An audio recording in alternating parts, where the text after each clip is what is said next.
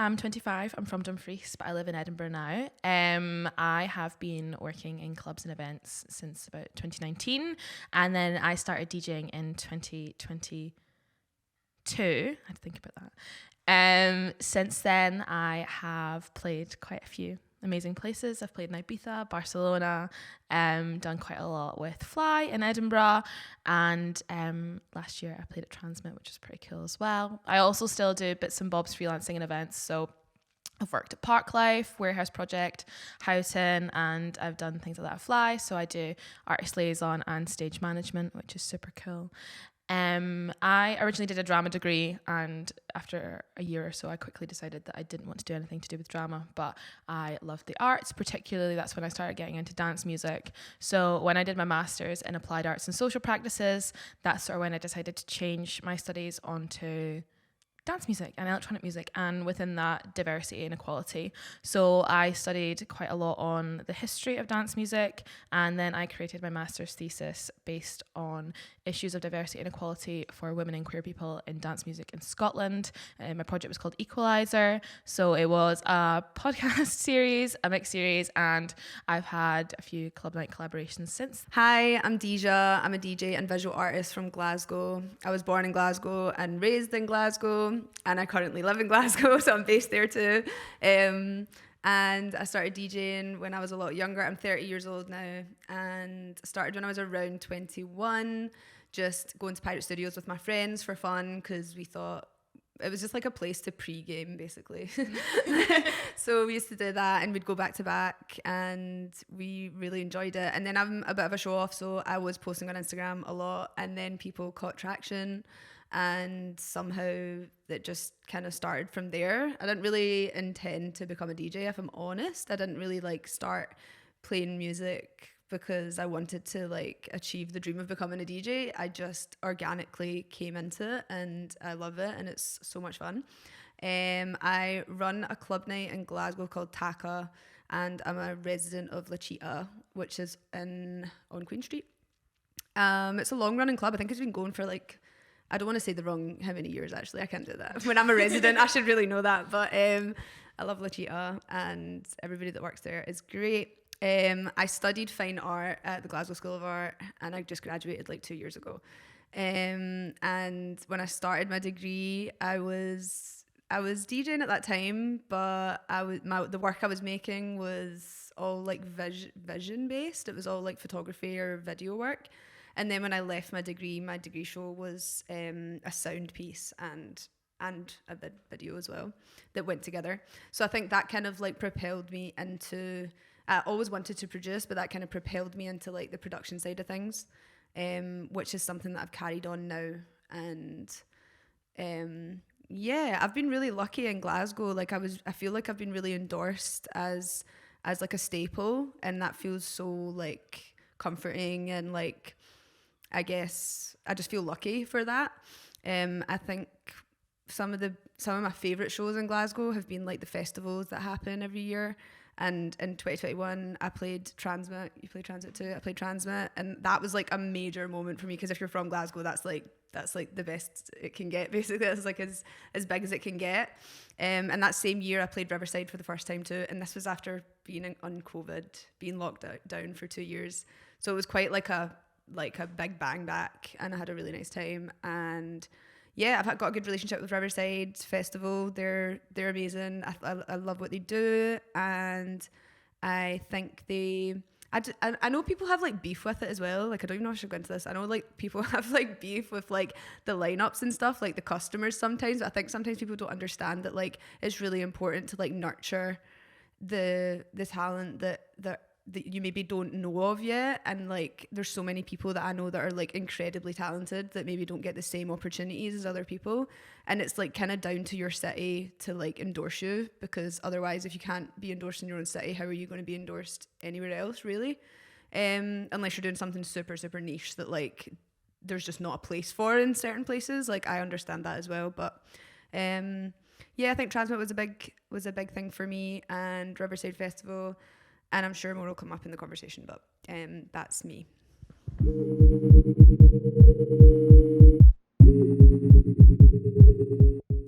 How has your definition of success changed over the past how many years you've been DJing?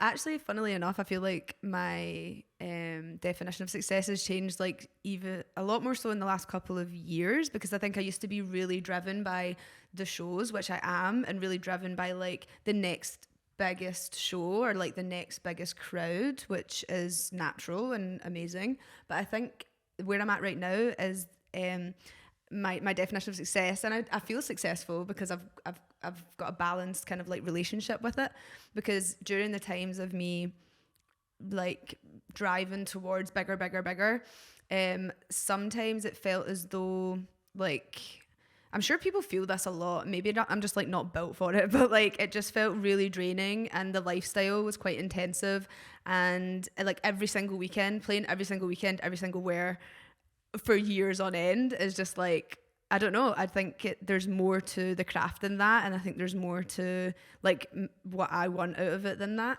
So for me, playing shows, being able to say no to things that don't suit me, that's success to me. And also just having a better relationship with like myself and my body, connected to my craft, without sounding like a hippie. Like genuinely, that to me is like successful. And I think when you're in that place, like better opportunities or more suited opportunities arrive easier. I think, what about you? No, I think what you said about better suited opportunities is really interesting, because I think a lot of the times places will ask you to play things and they're not suited to you, and it's maybe just to tick a box. And like in my head, it's like a catch-22, because it's like, okay, they're maybe just have seen some women or some people of color or some queer people DJing, and they've thought, okay, right, well, I want to get them on a lineup, and maybe their intentions are good, but they've just not thought about it at all. And so it's like, okay, well, they've made an effort, but it's not really the right person for that lineup, so I can say no, but then who are they going to get in instead? Another can I say this? Can I say another white man like that? Like, is that what it's going to be? Say that. But like, is that what's going to happen? So it's so interesting you say that as well, because there's been a few times where we've turned down things because we've thought, oh, we're not 100% suited. But if there's a chance that I think I can play something really well to that and like craft a set that'll suit that thing, then obviously I will take it. But sometimes it's, you know, like some people have asked me to play like a tech house event, and I don't play tech house, at all. I think as well for me, a similar thing, I think success for me in terms of DJing is enjoying it and feeling other people enjoying it as well, rather than, I think before I started it was like, okay, so I seen some of my friends DJing and I'd be like, oh, that's really cool, they're playing at some big festival, or they're playing like some cool like big club event, and I'd be like, that is success. But for me, since I started DJing, I'm like, oh, okay, success for me is maybe not playing the biggest club, maybe not playing like the biggest event, but like feeling the energy sounds so cringe, but feeling the energy of other people like enjoying what you're playing, and knowing that you've played something good that other people have enjoyed, and just even like one person being like, that was class, that you don't know. That's success. Alignment is success. Mm-hmm. Yeah.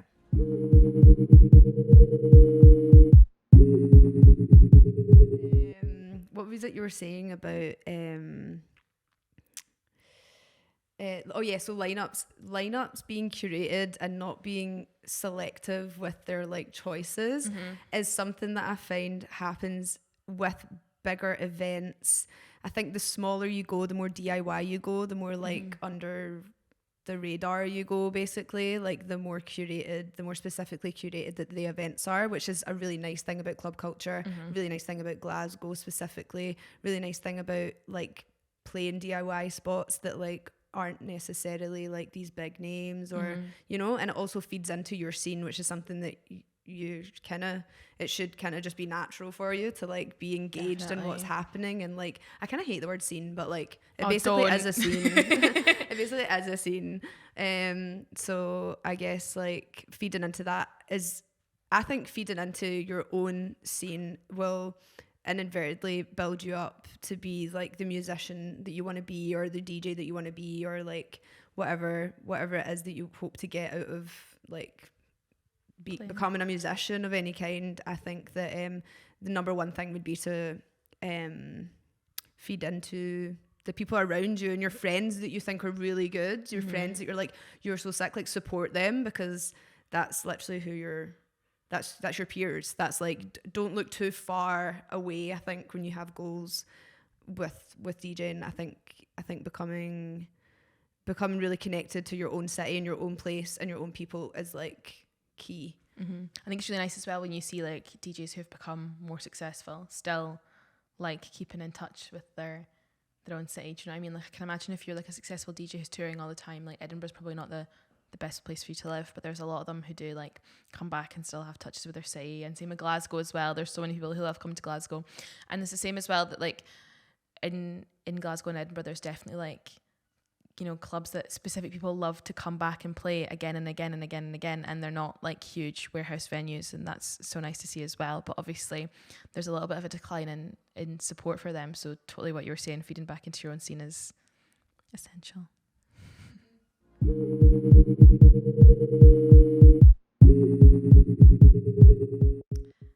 Key moments that have shaped the path to my success. I think for me, like, I was already friends with a couple of people who DJ'd or who worked in events or whatever. So like I kind of had like a good place to start with people who did support me with gigs when we first started playing.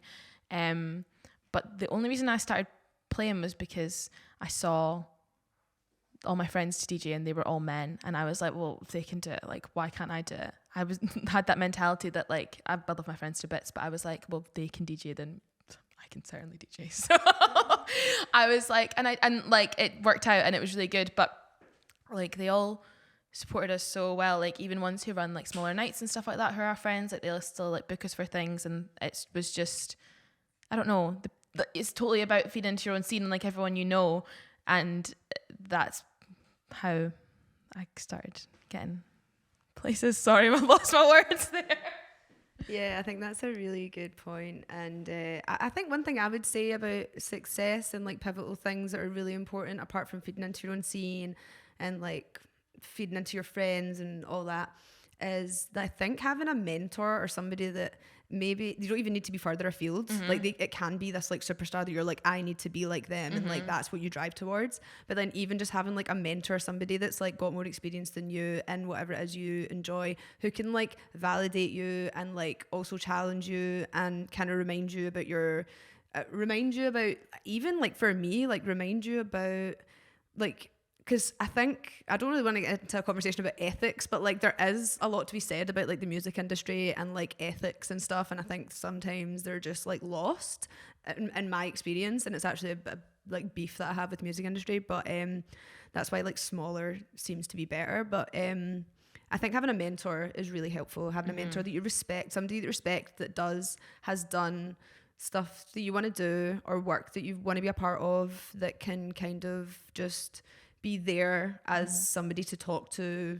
It doesn't even need to be like an official mentor, just somebody that you look up to that has done more than you, that you can talk to about your thoughts and feelings about what you're up to, or your even like business stuff that they know more about that you might want to talk to them about or have like a second opinion on. I think that's super important. And I think that also links back into like how important it is to like go and like try and meet people who do kind of things like this. I think it's so important. I think that loads of people I don't want to say like people don't go out anymore, but like I think like we go out less, especially from when I was like 18, 19. I would be in the clubs every single week listening to a DJ. It didn't matter who it was. Like I don't know if Gen Z party the way we used to party.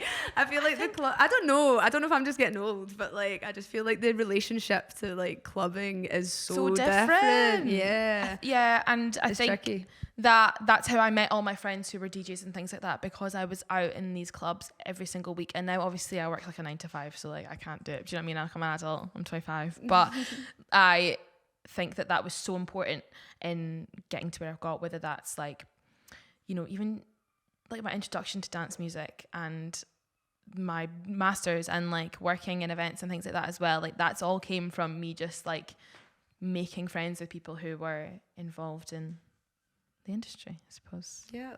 go out, make friends. That's like great advice though. Party more. People no, but honestly, but people don't really like talk about social capital, and like it's actually a real thing. Like obviously genuinely connect with people and genuinely like, but that is like such an important factor. And if you don't really like partying, why do you want to be a DJ? No, but if you don't like partying, maybe, honestly, this is maybe bad advice, but this is what I would say. If you are less of the performative type, if you're less of the social type, if you don't want to be seen all the time, or you find that like nerve-wracking, but you love music, I would say become a producer, because all of the best producers that I know are homebodies, and they like to chill, and they like to be in front of their laptops or their setups and their screens, and they're incredibly, like, they're genius about it, and it's so cool. But and sometimes they perform, but they're just these like low-key characters. Like the producer never gets as much like clout as the writer doesn't get as much clout. 100%. It's the same with like pop, with like all of our pop idols and stuff. Like Rihanna isn't writing her songs. Do you know what I mean? Yeah, but you're right. Yeah. So I think, I'm not telling you not to become a DJ, like become a producer. There's just options of ways that you can like scratch the itch of like musical like creative needs within you. Like there's different ways of doing that. You don't have to become a DJ, but it's good for it's just so fun. It's so fun. It's so fun. And I think that's like a major thing that keeps people doing it for so long. I look at Jyoti and I'm like, she's been killing it for so long. Like, love her. She's great. And she's given me some really good advice. Not personally, I wish. Although we are Instagram friends, but she said on one of her, I can't remember if it was a story or like a YouTube video, and I kind of already said this, but she said that you need to like understand the power of saying no, and like things that aren't aligned for you. Like there's actually some things that are going to like do you a disservice. This is all kind of marketing now we're getting into marketing and I kind of hate it, but like it's true. This is another thing, like we've not even brought up like the business side of things, because when you start you're like hee ha ha, this is so fun, and it is so fun, but then it's like stuff starts to become, you need to have your business mind on. You do. 100%. You do a lot, and that's not something at art school. They don't teach you that either, though. They didn't teach me anything. Any school, like, luckily, I've got that anyway. But like, they didn't teach me that at art school, and I did a whole degree in fine art. And it's like, what do you think? I'm just gonna like market yourself, or they don't teach. There's no like business modules, or it doesn't work like that. It's very like, it's cool for like your creative freedom. It was amazing. Like I loved it. I wouldn't take it back at all. But even in fourth year, we didn't really get. Now I'm just like shading Glasgow School of Art, but they don't. It's the same way in school. They don't teach you about taxes. Like you need to like learn. You need to learn the business side of things. I think being an artist as such, stuff like that's really important. They don't teach you, and that's what they taught me in my masters. So, like my masters was all based around how to be a creative practitioner and how to like set yourself up for success. So like we did marketing for cultural projects, we did funding and finance. So we all learned how to to make up really good funding applications. And like I don't think people understand how hard it is to apply for a Creative Scotland fund and like be successful the first time around. The feedback they send you back is like, what about this, what about this, what about this? Like you need to input everything, you need to word it so well, and you need to like have like your what's the anagram called for like your selling point thing, your unique selling point. That your unique selling point. But there's like your I don't know I'm trying to say. I didn't do a master's. No but like you need to have like your unique selling point in it, because it's so, especially now, it's so difficult to get funding, it's so difficult to be supported, and it's not because the people judging your application don't want to support you, it's because they have to be particular about what they fund because they don't have the funding. And I think we have just had news that the funding was going to get cut, like was it like a year ago or 6 months ago, and it was like everything was going to get cut and we were all raging about it, and then they're not cutting it, or they've increased it again, which is like great, but it still doesn't make it any easier. It still doesn't mean they've got money to dish out willy-nilly. So I think that there perhaps should be more resources towards, I don't know what good it is me saying perhaps there should be more resources towards like supporting people who are artists of business, but there probably is. But yeah, that's what I think. Yeah, the business side isn't easy, and I feel like it's learn as you go as well a little 100%. Bit. And I would also say to begin with, I'd say to begin with, that isn't really an issue, and it isn't really something you should be worrying about, actually. Yeah, when you're first starting out, and like, don't go in like, I would hate to think anybody watching this would just be like first ever gig, and they're like, right, just like, I don't know, like I don't know, I think there's like a way to like read the room, and it also Go depends about it. who's asking and like all that stuff, but that's like a whole 100%. other discussion. But No, I yeah know.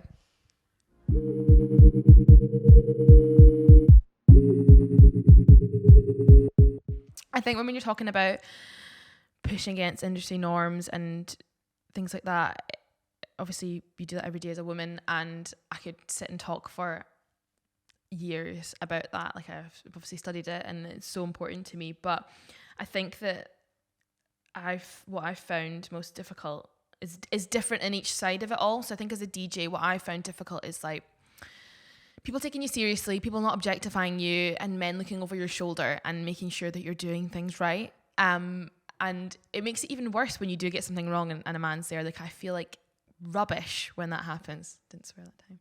And I think that in terms of when I'm working in events, it's a little bit different in the sense that it's not that they don't think that you can do it, it's that they don't want to listen to you. So like, for example, if I was working at a festival or something like that and I was telling people that we were doing a closed stage and I told men to get off the stage, they wouldn't listen to me, and I'd have to wait and get like my male counterpart in order to be able to do that.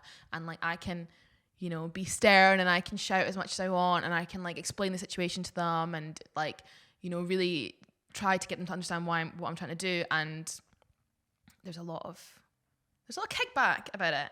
And I also think that the objectification that you face and things like this is crazy. I think that we have created such a casual culture in clubs and in events where people think that if you're DJing, if you're working, then you're not really working. Like, everyone's there having a good time. Obviously there's alcohol involved. If you're like doing art liaison like I do, you're obviously not drinking, but if you're DJing, maybe are. And then people think that's a good time to hit on you or say inappropriate things or just be weird in general.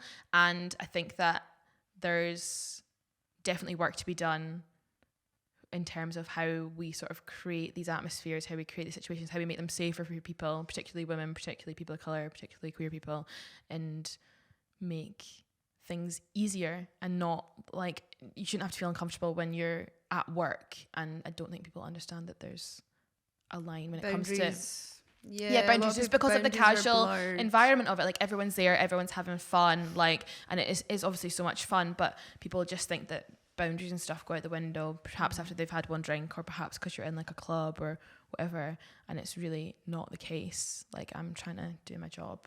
Yeah, you know, 100%. Yeah, no, I know that's rough. I feel like, I think for me it's setbacks and stuff, or like that type of thing for me has always felt, it's not really setbacks, it's more like, this is my beef with the music industry though, because there's just sometimes, occasionally there's a level of like professionalism that I feel like isn't being upheld. Yeah. And like, I struggle with that quite a lot, because like you're saying, it is work, and obviously everybody thinks you're having such a good time and you're a DJ and like you're dancing and like you're like a vibe or whatever, and like that's very true, it is so much fun, but it is work. And like, it's not, I don't want to sound like, if you're trying to be an influencer for one day, try to be a DJ for one day, like, because it's not that at all. Like, I'm so blessed and privileged to be able to like make money from something that I love to do, and I'm aware of that.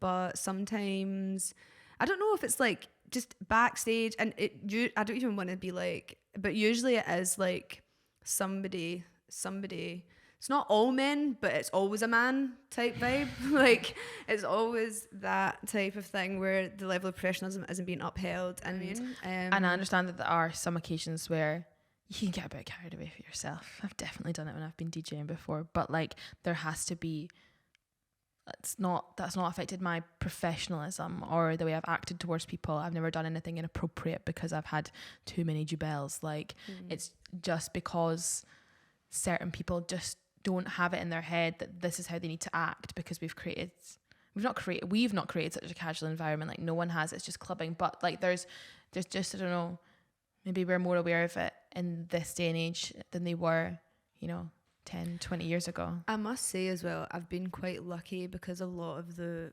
clubs that I've played for and a lot of the events that I've played for, especially when I started out, and still so much now, are queer events. So like, it's there's genuinely like a safe navigating person that's hired to like make sure the safe is the space is there. And I'm dealing with like I'm dealing with like other marginalized people, so it's like we're all kind of on the same page, and I feel really lucky and blessed, and that's why like we should just feed into the girls and the gays and the days. And just, I feel like we've actually evolved past the need for male DJs. You can cut that out, though. You can cut that out, but like, sorry. Retweet.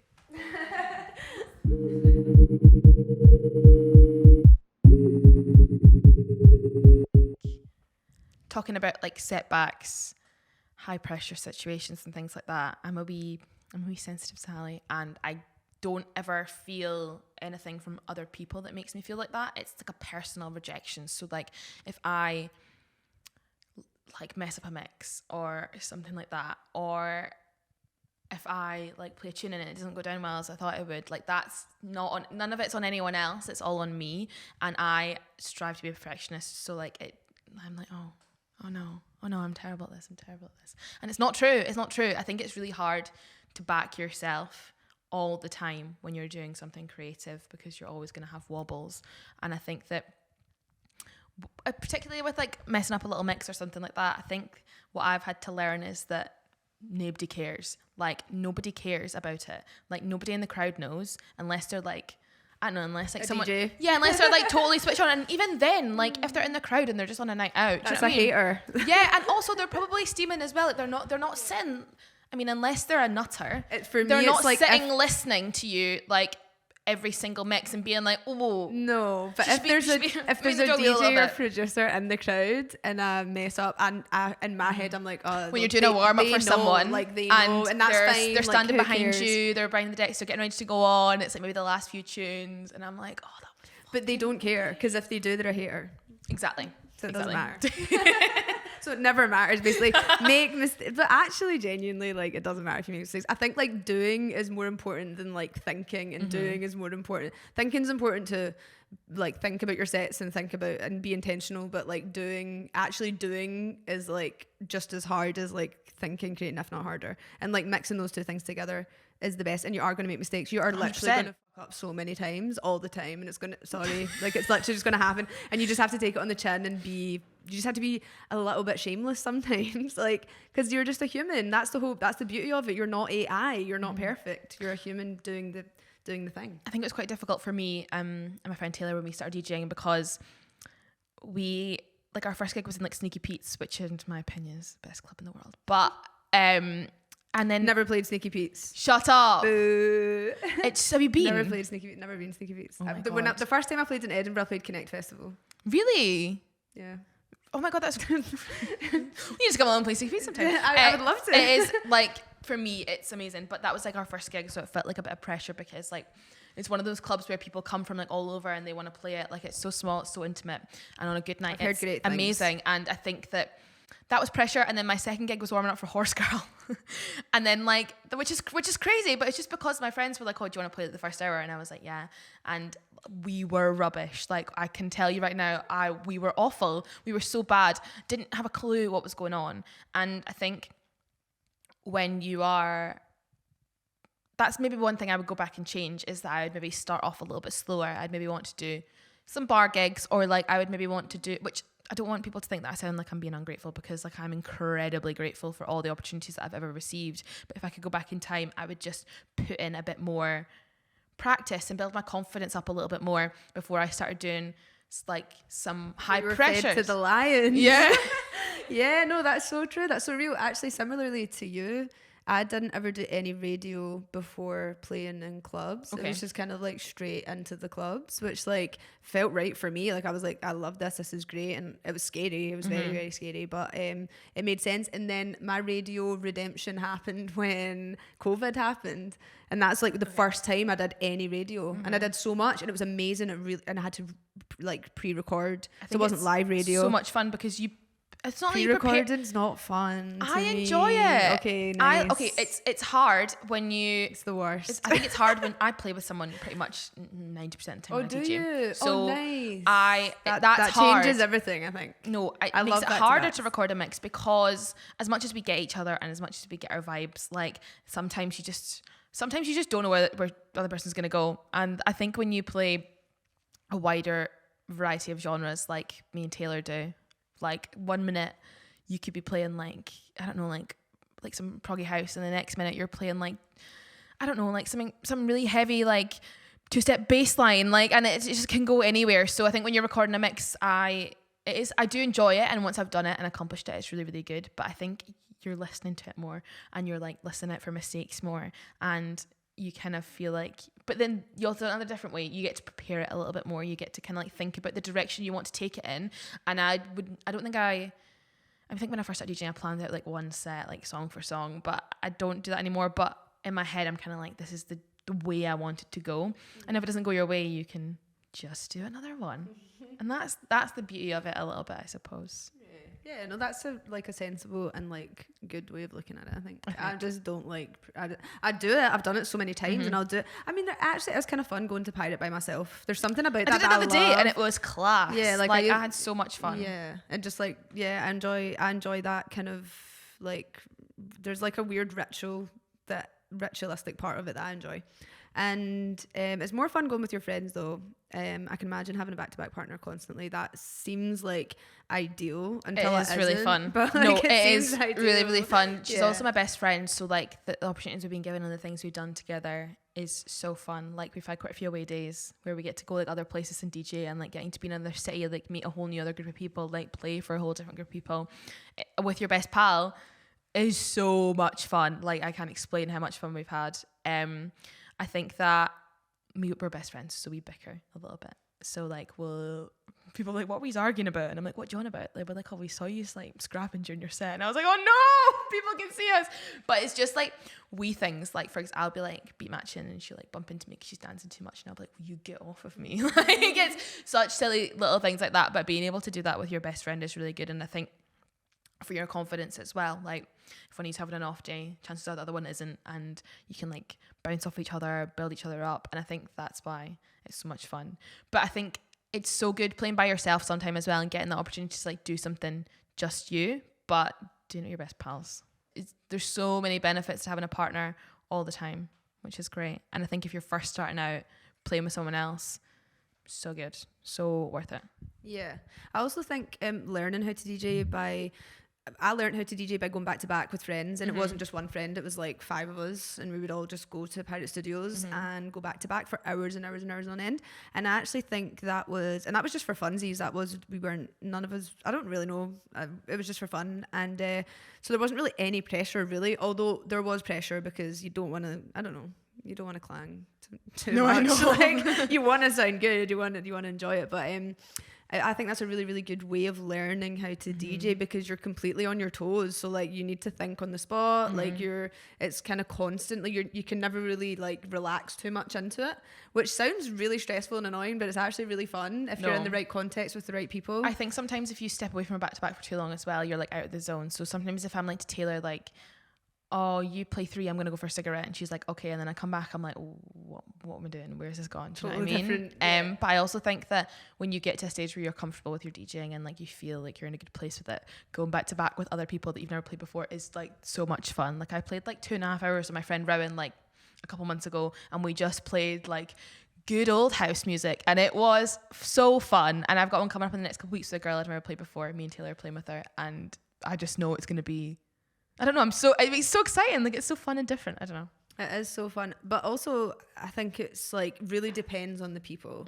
Like you can't just like fling unless there's like a discussion beforehand. But I have been put on like a back to back with people that don't fit with you at all. Where it like literally doesn't make any sense. And I'm like, I'll make this work. But like, have you ever seen those videos where they're standing outside like the Hydro or like SWG3, and they're like, I'm asking people what their dream back to backs are, and they go, my dream back to back is Azir and Umit Vikar. And I'm like, in what world? But yeah, totally. I think there's times when I've seen people go back to back and I've thought, oh, that'll be like so interesting to see how like they bring it together. But I think I definitely try, and because I like every type of music, I try and match the other person rather than them trying to match me. So like normally I'll play like, you know, 90s house, garage, you know, hard house, etc. But if, for example, like I played with my friend Rowan, I was like, okay, we're just playing house for 2.5 hours. This will be great because it's not something I play all the time. Or like, but we're going back to my girl who like predominantly plays garage in the next few weeks. I'm like, great. I'm like an hour and a half of just UKG. It means you get to go into your crates as well. It it means you get to go into your crates as well, and Yeah. like play stuff that you don't usually get to play, and like kind of, or like play stuff that, because you download loads of music, you buy loads of music, you don't get to play it all in of clubs. This is why radio is so fun as well, because you can totally change, like, do different things. Yeah, you can just dust off the old like playlists that aren't getting like delved into, dust off the old artists that aren't really getting used, but you just love the sound and you want it on your USB. So it's all important. Yeah, back-to-backs are really fun. I love back-to-backs. I've not back-to-back with someone for a long time, actually, and I think reinstate that, normalize back-to-backs again, because they used to be the norm, and now, or maybe just for me, but I think like having like a little back-to-back on a lineup is kind of exciting, because you're like, okay, what's gonna happen? It's like you don't know what's gonna happen. Like the audience don't know what's gonna happen, and neither do the DJs. So it's fun.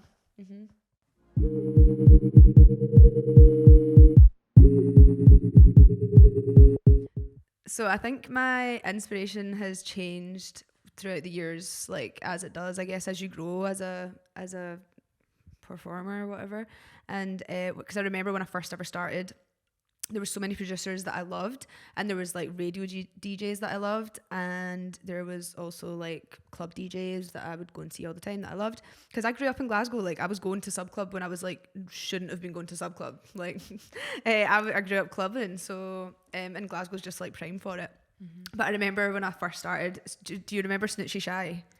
No, she's like a Radio 1 Extra DJ. Okay. And she's just like so funny. And it's not even that like, I mean, she would play events and stuff like Maya Jama, like type DJ, where it's just these like beautiful women who are just like so sure of themselves. Like I just thought that was amazing. And it wasn't necessarily club DJs. Maya Jama did play at like different clubs, I think.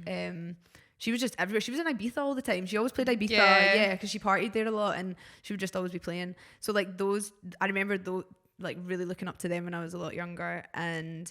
But now when I think about it, honestly, this, and not to sound corny, and I know I keep saying this, but honestly, like I think I've been inspired by like the little group of people around me that are DJing, like honestly, like Soph and Marv and like Neeks and like just people from Glasgow who I literally grew up partying with, who also DJ'd and like just loved music and had like good ethics, you know what I mean? Like it was just like, it's not just really like, not to say it's not just a party, because it is just a party, but like people who had the same kind of like worldview as me, and like we all supported each other, and like it's just cute. Like you grew up together. Like all the people around me inspired me the most, I would say. Yeah. And now, I don't know, actually. What do you think about it? I found it really hard to be inspired when I first started DJing, because there wasn't anyone that I looked up to that was like me. Like I think I had this conversation with someone, and they were like, I was like, it honestly took me so long to find like female DJs that I looked up to that were like me, that because I'm obviously from Dumfries, so I didn't grow up clubbing. Like I grew up going to like the Robert Bruce on a Saturday night, and like then maybe going to the venue and stuff, so it wasn't quite like Glasgow or Edinburgh or anywhere else like that. And so when I moved to Edinburgh, it was like an awakening, but it was really like seeing everything that was out there and seeing what it was like. And when I first moved, like I went out with a guy who was a DJ as well, so like he really got me into it, as much as it bugs me to say that, but he did, and like I'm so grateful for that, obviously. But it was really hard. I was having a conversation with someone, I think it was a couple of years ago, and he was like, when I was doing my master's, and I was like, I find it really difficult to look up, or I found it really difficult to look up, because all the DJs that were sort of big were like, I could think of, were like Amelie Lenz and like Nina Kravitz and stuff, and they're like techno DJs who like wear all black, and like they're obviously amazing at what they do, but like none of them were relatable to me, because they were A, at that level, and B, they weren't playing the music that I was interested in. It just wasn't a relatable inspiration, if that makes sense. Whereas now I feel like we're so lucky to have so many women and queer people, and who, not so many, but more than there definitely was when I first started clubbing in like 2018, are far more platformed, and I'm able to look up at people.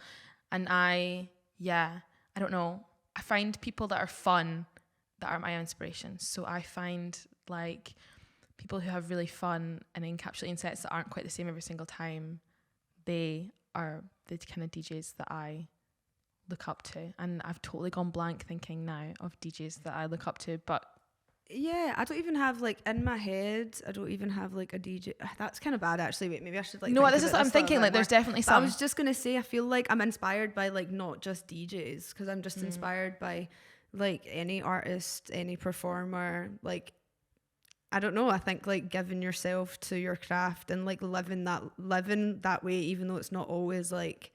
This is getting quite deep. No, go. But even though like it's underfunded and like it's not exactly like glamorous, even though sometimes it might seem like it is, but like it's not really. Especially if you're trying to make a living, then you know it's like you're gonna be working 2 jobs. Like it's just like I just feel like people sacrifice a lot for what they do, and sometimes people don't. I don't know. People just think it's just a party, which it kind of It is. is, yeah, but it's also putting on the hand of that, like if you, for example, like I work Monday to Friday 9 to 5, not even, I work quite a lot of weekends as well, 9 to 5, and like trying to fit everything in and trying to like, you know, say yes as much as possible in terms of gigs, and trying to have a social life, and trying to like go to the gym, and trying to come home and see my mum and dad. Like all of it is exhausting, and like I think you have to really want it to be able to do that, because people ask me all the time, they're like, you're not shattered, and I'm like, yeah, I am shattered, but like I want to be here. Do you know? Yeah. I think it would be rude for me not to shout out Jyoti, because actually she really was like, and like is an inspiration, just because she's got such a strong work ethic, and she's just really cool. And I was actually just saying, like, a DJ that plays a different set every time you go and see them, that's exactly who I'm talking about her. Do you know what I mean? Like every time I've seen one of her recorded sets, it's so different and it's so unique, and the way she just like pulls things out the bag, and like she plays things that I would have never heard before and make me scream when I hear them. Do you know? Like it's DJs like that make me want to keep doing it.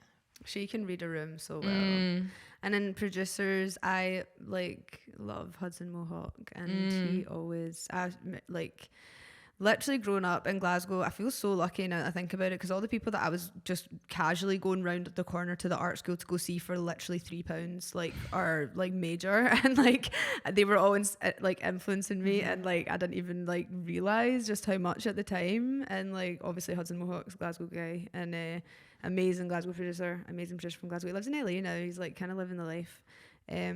But yeah, he as a producer, he inspires me a lot. I love how many elements he manages to like blend into his sounds, and almost some of them seem very experimental, but there's like happy hardcore elements that I'm like, yeah, that sounds like home, that sounds like Glasgow to me. Like that sounds like, it's also like being able to do that and make a song feel nostalgic, that's new, like to make a new song that feels nostalgic is really like difficult. Such an amazing, like that, like to me that's just like, you're just a genius at that point. 100%. I think there's a little wave of stuff like that happening at the moment, and there's a few producers that are out there who are making things that don't sound like it was made today, and I just think like, how do you do that? Like the whole like 90s prog house, hard house is having such a resurgence, and that's like my all-time favorite genre of music. Like I will listen to it till I die, and there's such a big scene. I didn't know this, by the way, random and off topic, but such a big scene for that in the Netherlands. They love that over there. It's crazy. So I was speaking to Kyle Starkey, who's from Liverpool or something like that, and he was saying that he gets loads of gigs in the Netherlands, and I always see him on his stories playing in the Netherlands, and I'm like, that's so crazy, because obviously it's having a resurgence over here, but it's just I didn't think of other places having like a particular sound that they loved. I don't know, off topic anyways. Yeah. But I think that what you just said, is a really difficult thing. I think for me, I still like find it a little bit trickier to what am I saying now? I've gone off on a tangent. I feel like with the genres of music I like, I still find it a little bit trickier to find women and people who resent me in those genres of music. But other people and other women inspire me that are artists. Like, I think, yeah, women are my biggest inspirations, whether they're in music or whether they're in anything. Like this year, in terms of not even talking electronic music, it's been such a big year for women in pop music. Like, and I have not been into pop music as much as I have this year, and it's not because I've like got anything against pop music. There hasn't been any artists I want to listen to, but like I will hand on my heart unshamefully admit that I'm Sabrina Carpenter's biggest fan, I'm Charlie XCX's biggest fan, I'm Chapel Roan's biggest fan, and like seeing women be able to do that and make something that maybe wasn't Cool Again is so inspiring to me and makes me want to do more with whatever I do. Yeah, totally. I feel like it's actually like normal to like be inspired by things that aren't like directly linked to what you do. Or I like to normalize that anyway, but it's important to like know all the greats and like know your stuff, obviously. But I feel like definitely inspired by the pop girlies. Always been inspired by the pop girlies. They've never not been cool to me. But that's also an age thing as well. But yeah, like the resurgence this last year has been amazing to watch, and just like empowering, I guess. 100%. Because I haven't felt like there's been any. I mean, like, I don't know. They have always been cool to me, but like I feel like there hasn't been one I related. I loved as hard as I have these ones since Katy Perry, and then before Katy Perry, oh god, I loved Katy Perry, and before that it was like Britney and Christina. Like I loved them, and I still love them, and I still love Katy Perry. But like they're the way that these women all carry themselves, and they have their own little. It's new gen. It's just like a new generation, and we've got it, and they've all been doing it for so long, but they're just finally getting all their like flowers. Especially Charlie. Charlie killed it last night. I know. Yeah, love that for her. She deserves it. She deserves it for sure.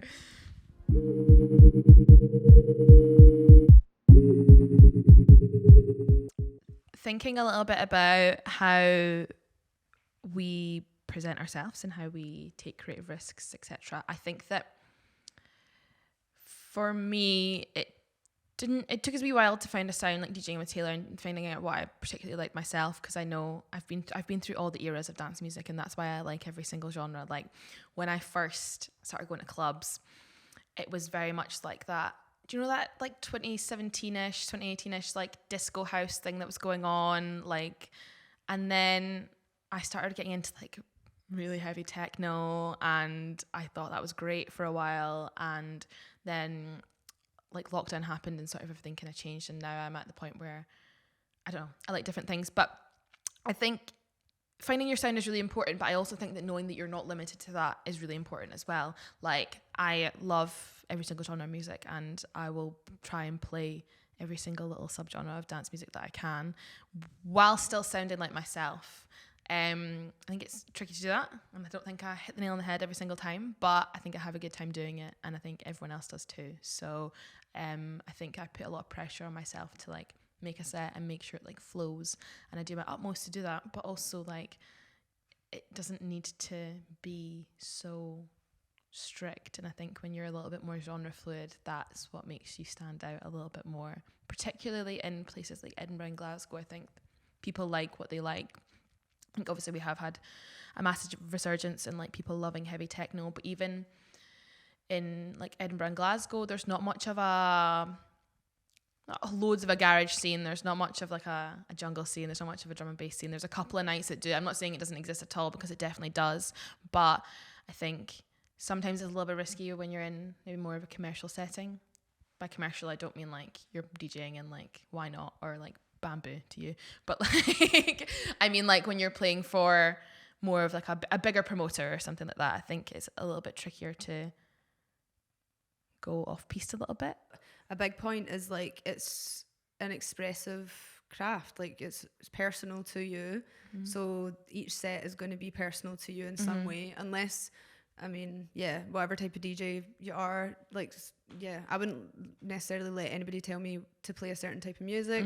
It just wouldn't work for me. I just wouldn't work. But I think what I like doing in my sets sometimes is like I really like playing originals sometimes. So like it's remix, and that's so fun. But like just playing an original in the middle of a set is so fun, because people are thrown off. Like I like to break the fourth wall a little bit. Like I like to be like, haha, it's actually just really silly, none of this even matters. Like, do you know what I mean? Like in the middle of a set, like that to me is like, that's I don't even know if that's a creative risk, but sometimes it does feel a bit risky, because you're like, are they going to get it? Like, do they understand? Like, but obviously they get it, but you're just a bit scared because I don't know. Like that's like my approach. That's what keeps it fun for me. And I just think there's nothing wrong with with an original rather than a remix. That makes it fun for me.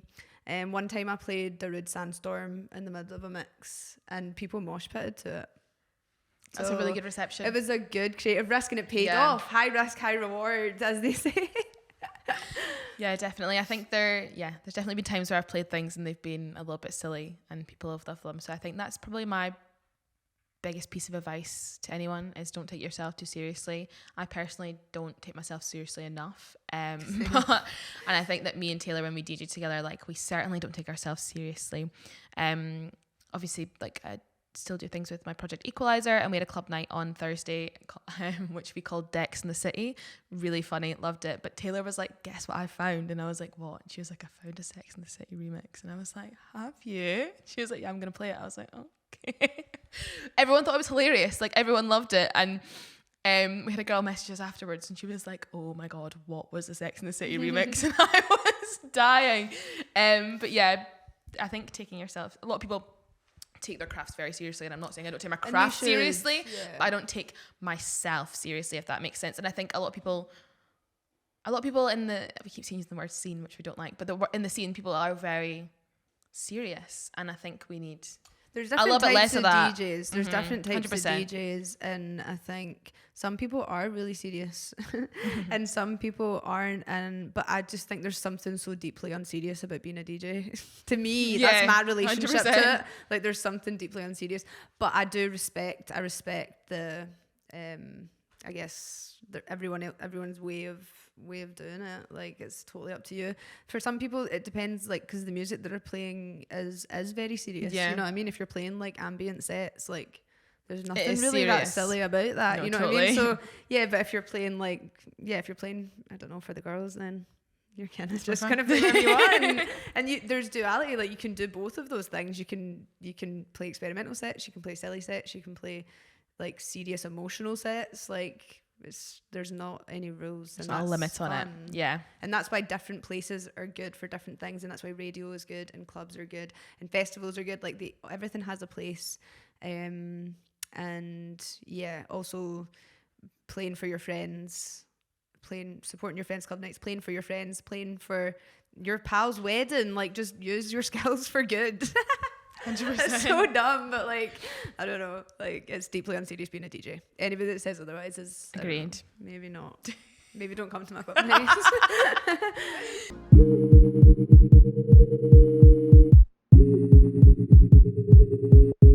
What's your favourite Scottish venue? Okay, well, my favourite Scottish venue right now is Exit, and then my favourite Scottish venue overall is Glasgow as well. I'm being very like biased, but my favourite Scottish venue overall is the Art School. I'm chuckling to go to Exit. I've never been. I'm really excited to go. Sneaky Pete's is the best place in the entire world. Like I've been to clubs everywhere, and I think Sneaky Pete's is the best. But I think that each city's got its own really good one. Like Tunnels is so much fun when it's good. Obviously, like everyone knows Subby is a good club, but like Subby is a good club. So is Berkeley Suite. And Cab Vault in its day was fantastic, and Cab Vault when it has a good moment is amazing. But Sneaky Pete's is phenomenal. Everything that club stands for, all the staff there. Sorry, this isn't quick fire. I'm going too quickly. I love Sneaky Pete's. What's your go-to closing song? It's Raining Men or Power People by the Rhythmic State. The Rhythmic State are from Glasgow. They're like a happy hardcore group, and all their tunes are really, really good. But Power People is one of my all-time favourite dance music songs. I don't have a go-to closing song at all. Like it's literally different every single time. So I don't have one. And I remember playing at Riverside the first year I played Riverside. I think I ended my set on Kylie Minogue, Can't Get You in My Head, but like the Blue Monday remix. Oh, a classic. I just played that because it just felt right. And but I don't think I've ever played that again. But yeah. What's your best advice for a nervous DJ? Best advice for a nervous DJ would be don't drink too much. Eat something. Eat a meal, please. And just make sure your first 3 blends are good, and then you're fine. Just that would be it. I cannot stress enough how important it is to eat before you DJ. That's sent me west so many times, just because I've been like, oh, I'm gonna wear this skirt. I can't have a burger before I eat. Have a burger before you eat. Like, changes everything completely. And like finding out what works for you. Like if you're one of those people that has to have like I'm really big on the CBD, so like I'll have a CBD drink, or like I will have a drink, but I'll have one drink, and then get your drinks in afterwards, party afterwards once you've done it all. But yeah, I think when you lose control a little bit and you've had maybe like 7 tequilas, and then you're starting to get like, whoa, okay. So maybe having one takes the edge off a little bit. Not promoting alcohol, but I am. What's the funniest song that someone has requested? For me, there's loads, but I actually can't remember a lot of them right now because I'm on the spot. But I do remember I was playing stereo bar upstairs, and it was like 9 p.m. I think it like, or maybe it was 10. Maybe it was 10. And a woman came over to me and asked me to play La Mer Toujours, Gigi D'Agostino. I feel like I'm saying that wrong. Obviously classic, like amazing. Like I do have that on my USB. But like it was just way too early and like not the right vibe at all. So I had to say no. I don't think I have a leg to stand on when it comes to making silly requests, considering some of the stuff that I've played in the past. Like I have played some ridiculously silly tunes. I have played MC Pat Flynn multiple times, and I will continue to. What's your most humbling DJ moment? There has been so many. I think when I'm playing on a mixer with like 6 channels, I'll just like bring in the wrong channel, and I've done that quite a few times, and I'll be like, oh, this blend sounds class, and I'll switch the bass, and I'll be like, oh, what blend? Like it's not there.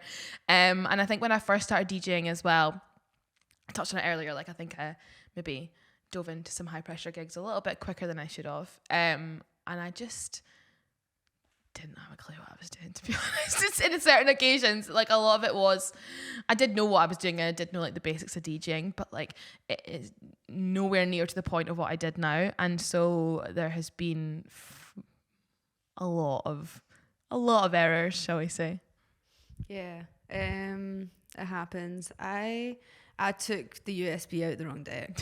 That's just it. I literally just took the USB out the wrong deck. I was back to back, so like to be fair to me, I wasn't going back to back. So there was like multiple USBs. 3 different USBs all in the 4 decks, and I took out the wrong one. Also, they were the same USB as well, so makes it really harder. It does make. This is why I have like a thing attached to my USB now, because I learned. I've got a picture of Brittany attached to mine, Nice. So everyone knows it's not theirs. There you go. There you go. But yeah, and that will happen, and that's also fine. Like it's fine. But yeah, that was really bad. I actually remember it. I think it was like a Nicki Minaj like edit that I'd like just wheeled into. So it was like a really good drop. And then I was letting someone else come in, and like everyone was having such a good time. I was having a great time, and I just took the USB, and it just the sound just, there was no sound. And I like just hid under the deck for like a second because everyone was just like looking at me, and I was like, I just need to disappear. And then I came back up. I just like over dramatized it even more to make it like, I don't know, comic relief, I don't know. Like yeah, and that's probably the worst for me. What's your dream gig location? But like my dream now, like I think before I'd be like, oh my god, I want to play Glastonbury, like oh my god, like I want to play like Outlook Festival, like that to me just sounds amazing. I still want to do that, and that would be super cool. But now to me, my dream would be to like produce the score for a film. That's like an actual dream that I have, more so than like, that's a good one. I'd dream about that more than like Glastonbury. I'm thinking about it. Well, the Netherlands, because they play all the stuff that you like. I'd love to play in the Netherlands purely because of the way I've seen the videos of the crowd. Tomorrowland. Maybe Tomorrowland. Not in the Netherlands. But like even like some of the clubs that they have there, and some of like the bigger, you know, festivals and things they do like that, their crowds seem so involved. Like they have a really good relationship. The and I set think design sometimes. Yeah, and it's all amazing. And I just think like, particularly with the kind of music that I'm really into, maybe they just love it over there, but equally all their crowds just seem so invested. They seem like, you know, all the videos I see, there's no like phones in the air, which I'm not saying like don't record a bit of a set, because like we all do it. Do you know what I mean? If something's really good, like I'm obviously going to record it, but it's nowhere near like what we have it in this country. And the way they dance and the way they're so involved. It also looks like that in Australia as well. They all look like they seem to have a really, really good time. And I think that my dream gig location is playing somewhere where people enjoy it overall. Nice. That's deep. No, it's nice. That makes sense. What's your favourite effect? I don't really have a favourite effect, to be honest. Yeah, I think I like. I don't have a favourite effect. I rinse the echo. Do you? Yeah, or the reverb. Yeah, That. obviously. I think but they're like your classics favourite. that It's you just, like, use. sometimes Yeah, it's I know. essential rather than like not. Maybe it's not essential, but I like it's not like I don't have a favourite. Yeah, I know what you mean. Oh God, picking between two children. I can't decide, but definitely, I think everyone rinses like echo and reverb. Always, I feel it. I don't touch the rest of them, so maybe they are my favourites.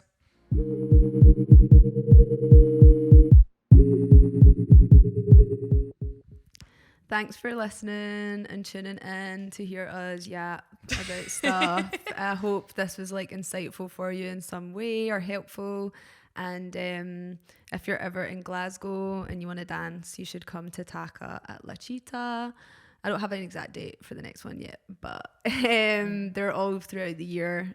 Just have a look on Instagram or Resident Advisor, probably better. And yeah, thanks for listening. If you're interested, I'm allowed to plug my own podcast. Sorry, I've just started talking.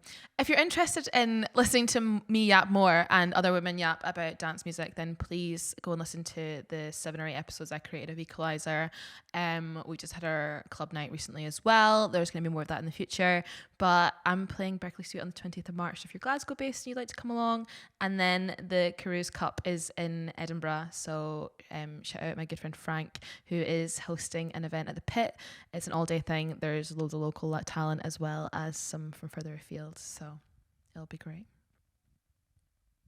Thanks.